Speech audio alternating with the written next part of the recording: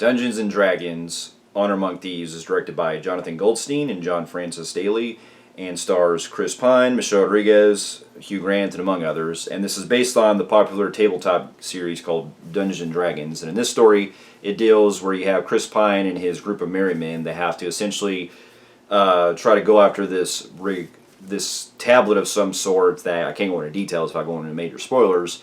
And they have to try to essentially rescue Chris Pine's daughter from Hugh Grant. Now I'll leave it there because there's some other stuff I can't really get into without going into major stuff with. But if you've seen from the trailers, you kind of get the vibe where it's essentially going on an adventure of some sort where they're basically thieves having to, that are known for stealing from other people and stuff, and they're having to essentially pretty much do kind of what Robin Hood does in a way. Now here's a little backstory. Now, I'm not really too familiar with Dungeons & Dragons, the game, because I've never played the game before. I've heard references and other stuff. Believe it or not, when I was a kid, one of my introductions to any kind of reference to Dungeons & Dragons was when I was watching like an episode of Dexter's Laboratory, and the characters in that were kind of sitting around, and they had this kind of tabletop game that was similar to Dungeons & Dragons. And so I've seen it in other media, and the only time I've ever really paid attention to Dungeons & Dragons the most is when I saw the movie that came out in 2000 that I watched when I was a kid. And I remember even when I was a kid, I wasn't really a fan of it. I thought it was really stupid, and I thought it was, even for its own fantasy movie, I couldn't get into it. And from what I heard with that movie, it actually got some other direct-to-video sequels that came out, and from what I heard from a lot of major hardcore fans of the game, that the first movie was basically it missed the whole mark completely, where it deviated so much from the games that they pretty much, that was one of those where it was kind of better for a reboot to happen. And then my other kind of reference that I know of Dungeons & Dragons, surprisingly, is from Stranger Things. And so that's about as much reference as I really get, other than like I've heard some like maybe mentions of names and stuff from the games and things like that. But I'm not a player of it, so I really don't have any knowledge. But going into this one, I kind of went into some low expectations for it, because not really necessarily that I didn't really have much knowledge of the games necessarily. It's just that from the trailers, I just didn't really, think too much of it, because I thought it would just be like your typical standard fantasy film that comes out like you used to see coming in the 2000s and stuff.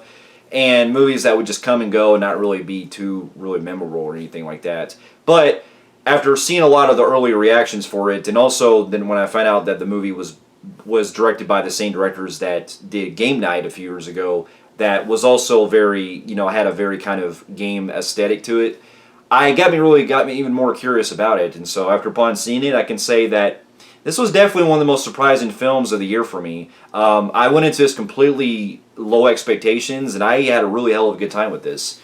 To get my pros out of the way, I really enjoyed the cast in this. I thought Chris Pine was not only really funny, as he's always been in a lot of films that I've seen, especially in the Wonder Woman films, and also in the Star Trek movies when he has great wit and great comedic timing. But also him as this leader that's just trying to basically get this character arc of him trying to, rekindle his daughter and stuff, I thought was very heartwarming. And I really enjoyed the chemistry with him and Michelle Rodriguez. I think was really great too. And they have like very perfect timing together. Michelle Rodriguez, I've always enjoyed as an action star, and I've always admired her in everything that I've always seen her in. And I'm glad that she gets at least a chance to do more roles outside of the Fast and Furious films like she's known for. And here she really played not only the really badass equivalent that you would see in a barbarian and stuff, but she just was really funny at times, and she just had just so much of what you expect from this kind of character that she's playing. And then the rest of the merry men that join Chris Pine are great too, especially Justice Smith. That I've kind of grown on him for a while now, because ever since I saw him in Jurassic World Fallen Kingdom, I found him really annoying. But it seems like when he's doing other projects that involve with like where he's not having to be across that kind of very annoying kind of level, when he's a lot more subdued, it really works. And this, and I think, and also Pokemon Detective Pikachu shows that he really does, carry it on his own. And in this one, he plays this kind of young sorcerer that's really not too good at what he's doing, but he tries to learn as he goes along. And I thought he was really great. And then also the other girl, that's Sophia Lillis, I believe that's her name. Correct me if I'm wrong, but she, the girl that played Beverly from It in the remake, I thought she was fantastic in this, and she definitely has one of the most best action sequence set pieces in the film where she can shapeshift into other stuff, and she goes throughout this one part of the movie where she's having to outrun a lot of these guards and stuff, and the way it's filmed, getting into more of a technical side, it really showcases a lot of really great action, the way it's fluent with the camera movements, because it almost seems like it was edited in one take. And so that was great. And then the other big standout the most is, I forgot how you pronounce his name, but the guy that I've heard from Bridgerton, sorry, I can't pronounce it right, but Gene Page, Gene Page, correct me, I'm sorry if I can't get his name right, but the guy who's known for that Netflix show, Bridgerton, I thought he was great in this too, playing as this kind of like a kind of swordsman type guy that's, that basically is the equivalent from what I've heard is he spouts out certain like rhymes and stuff, and he says like certain cryptic dialogue that is kind of what you would expect, I think, from Dungeons and Dragons, from what I've heard from someone else's review. I think that's what I pointed out from what I heard from Jeremy Johns, and so I thought he was great, and he had a really cool badass scene too, especially when it's like this kind of like kind of lava-ish kind of area, and he does have really a funny scene where he's describing about how to get past this kind of like bridge and stuff, and then as you see from the trailer, it shows Justice Smith having to press on a button and basically makes it backfire. So I thought he was great, and then. The other big standout I will say too that was good, but I think he could have been a whole lot more better on like as far as like writing wise, and also had more screen time, was Hugh Grant. I thought Hugh Grant was good in this. I thought he was a very fun villain. He does have some funny moments I like here and there, but I did feel like they kind of underutilized him a lot to where it seemed like he could have had more of a presence on screen.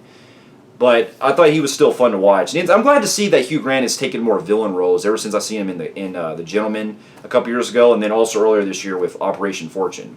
So that was good. He was great. And then I also got to really commend a lot of the action sequences in this, especially this opening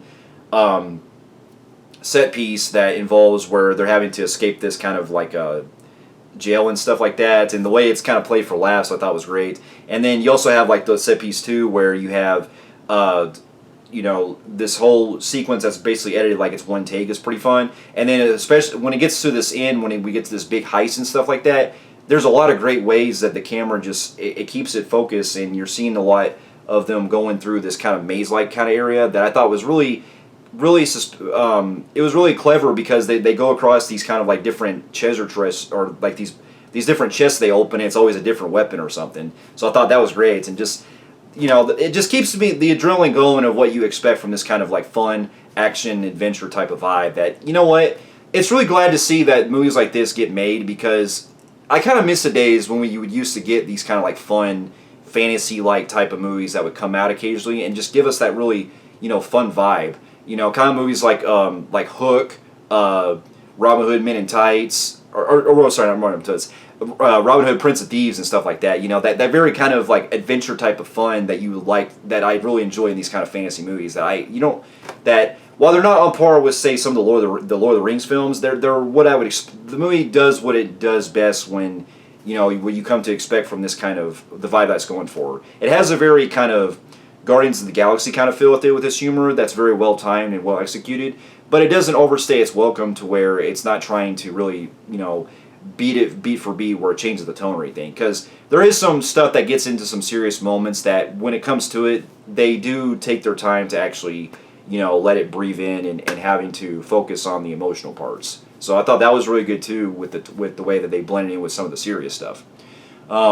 And then if I get into some of my cons, I will say that the only thing that really kind of holds it back the most is that the movie does kind of go at, even though the movie is going at a really quick pace, there is some stuff that they show up in the world that I think that they could have, spent more time with, because it seems like when they go from point A to point B, it's kind of what you expect. But it seems like they could have had a little bit more world building if you wanted to go for a more, kind of more epic take on it.